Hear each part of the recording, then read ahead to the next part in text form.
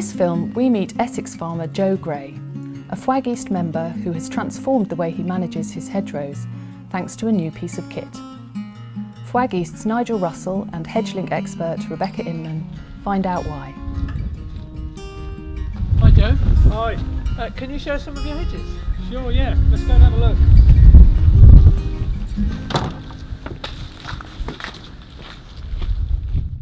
So Joe, this is a hedge that's been recently coppiced. Yep, we've done this one this winter with the tree shears. It's got some elm growing back quite nicely. Often they send out new shoots. They also regrow from the coppice stall. But as you can see, it does look quite destructive when we first do the work.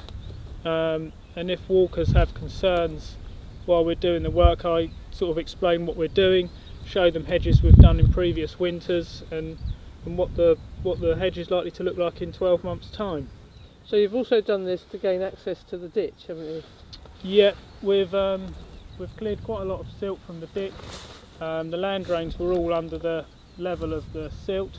We've found quite a few of those, which has made a big difference to the arable field in terms of letting the water get away. Brilliant. Yeah, Joe, so how do you keep browsing pressure off the coppice stalls? So if I think that's going to be a problem, sort of near woods or where there's a lot of hares, we will put some of the brushwood back over the stalls, which does help reduce the browsing a lot. Also just leaving some that are a bit high. If there's small bits of regrowth on, I leave them. It doesn't look so tidy, but at least there's some leaves there to start photosynthesising straight away. Coppicing is a fantastic way to rejuvenate an overmanaged hedge, which no longer lends itself to laying. It should be carried out in mild weather during the winter months. January is ideal. Hedge plants will regrow from the base. Any gaps can be filled by planting native whips. Don't forget to leave some hedgerow trees.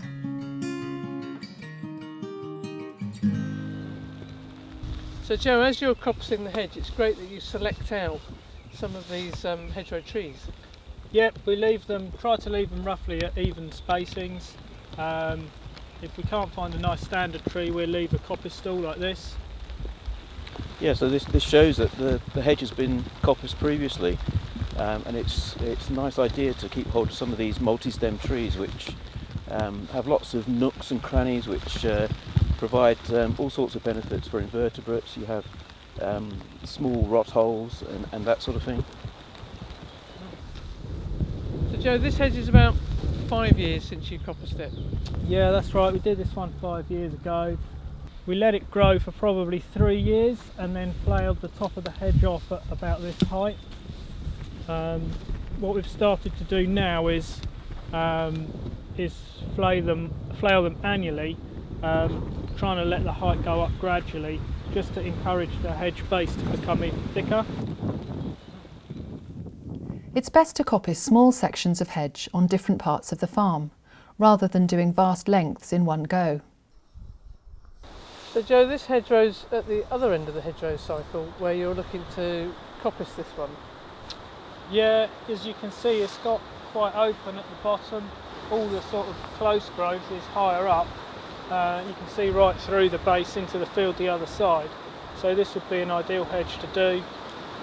Every stem we cut is probably going to reshoot into 5 or 6 stems, so it will really thicken up the bottom and give somewhere for birds to nest and space for wildlife.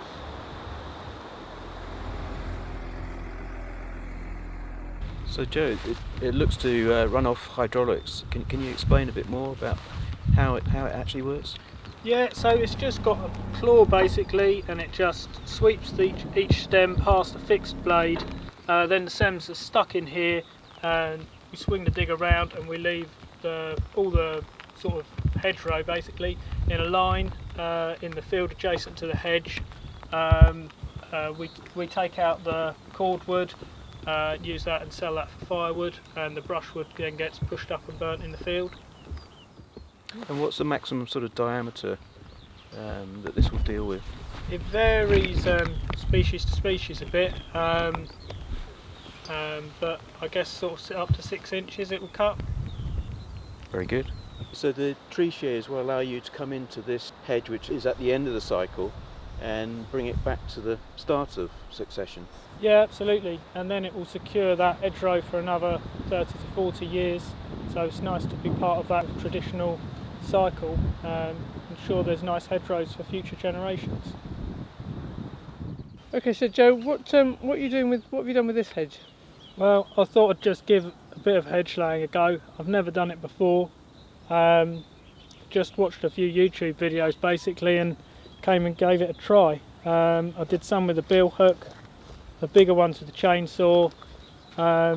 Just laid a sort of slightly thin bit of hedgerow over just to try and thicken it up a bit.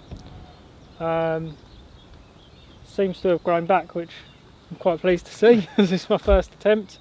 But yeah, it seems to be doing okay. Yeah, just creates a nice nice sort of different habitat for the hedgerows.